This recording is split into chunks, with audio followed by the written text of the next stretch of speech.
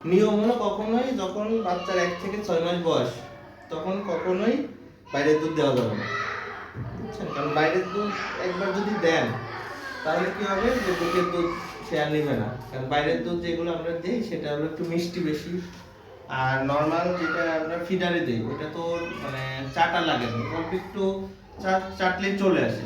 কিন্তু বুকের দুধ কি হয়, কষ্ট করা লাগে, তারপরে অনেকবার চাটা লাগে, তারপরে না বুকের দুধ আসে। এই জন্য নিয়ম হলো আপনি 2-1 বার যদি বাইরের দুধ দেন ও কিন্তু ওইটাই অভ্যস্ত হয়ে যাবে, তখন আর বুকের দুধ নেবে না। এইটাই প্রবলেম হয়েছে, এই জন্য বাবু এখনো বুকের দুধ খাচ্ছে না, আপনি শুধু বাইরের দুধই খাওয়াচ্ছেন। এখন বাইরের দুধে অনেক সমস্যা হয়, পেটে গ্যাস হয়, পায়খানা কষা হয়, ওর কিন্তু সবই আছে। পায়খানা কষা হয়ে গেছে, এখন ওই যে সম্ভবত বাইরের দুধে একটু ইনডাইজেশন হওয়ার কারণে বমি হচ্ছে।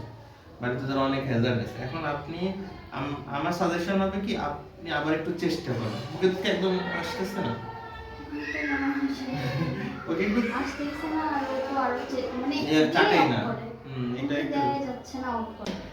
এই জন্য আমরা বলি যে বাইরের দুধ একদমই খাওয়া যাবে না। অনেকেই কি করে একটু বুকের দুধ কম আসলেই বাইরের দুধ দেয়, তখন কি হবে অভ্যস্ত হয়ে যাবে। ঠিক আছে, এটাই হলো সমস্যা। আমার হচ্ছে বাথরুমটাও মাঝে মাঝে মনে হয় যে আমি বলছিলাম যে একটু দানা দানা টাইপের হয়তো এরকম হয়, একটু পাতলা হয়, একটু দানা দানা টাইপের হয়। ওই যে বাইরের দুধ খাইছে, বুকের দুধ হলো ল্যাক্সেটিভ থাকে, মানে বুকের দুধ আমাদের প্রাকৃতিক ভাবে এমন ভাবে দাও যে মায়ের বুকের দুধ খেলে পায়খানাটা নরম হয়ে যায়, পিচ্ছিল হয়ে যায়। কিন্তু আপনি বাইরের দুধ খাওয়ালে ওই যে শক্ত হয়ে যাবে, ওরও কষ্ট হবে, তারপরে এই যে গ্যাস হবে, হ্যাঁ ওই গ্যাসের কারণেও বমি করতে, ইনডাইজেশন হয়েছে বাইরের দুধ। ঠিক আছে, আমরা ওষুধ দিয়ে দেবো, ঠিক হয়ে যাবে।